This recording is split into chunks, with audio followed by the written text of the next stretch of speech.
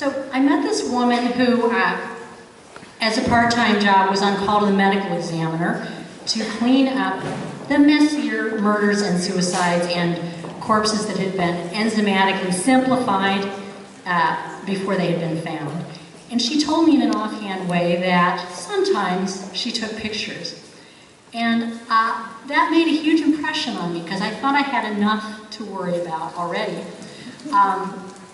And I think about it more now that I'm old enough to potentially die in my sleep. And I was for example, in December, I had been unemployed for 1 month. Another factor that makes you feel that death by any means would be preferable to filling out yet another application where you write a self-promoting essay about how your qualities and experience perfectly tessellate with the requirements of each organization. And I fell asleep with this hoodie on inside out because I was going to be the only person who saw me, or was I?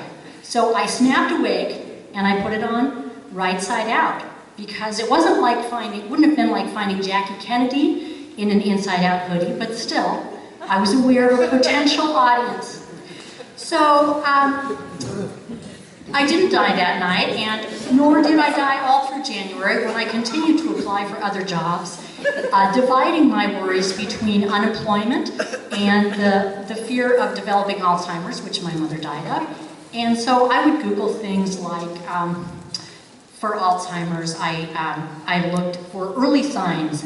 Is there a way to tell? And the article I wanted came up on the right side of the screen, and on the left side, it said, "Are you thinking about palliative care?" And I'm not a person who takes messages from the universe, but I felt as if everyone felt this is the way this unemployed older person should go. I also looked, and this phrase I dislike very much, senior-friendly employment opportunities, but I Googled it.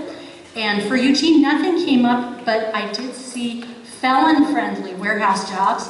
And so for those of you who are felons or the parents of felons, I give you that tip without any grudge, except that I do feel a little sorry for myself that as a person without a record, I would do better as a younger felon.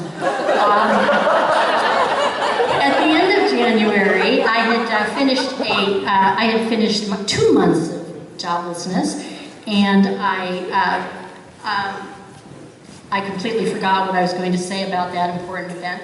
I thought I should go back to school. I should get an online nursing degree in a bachelor's instead of my pathetic associate's degree, and then I could be rejected by a better class of employer. And I did try for about an hour and a half to renew my math skills via a book inaccurately entitled All the Math You'll Ever Need to Know. And I created these tornado-shaped columns of miscalculations.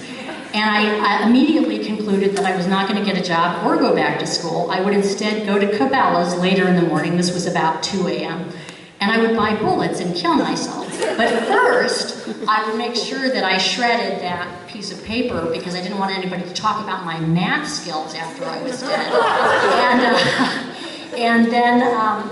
But I also thought at the same time of a book by neurologist Oliver Sacks about people in whom a stroke or lightning strike or advancing dementia had released a tremendous burst of creativity, and I thought that could be me.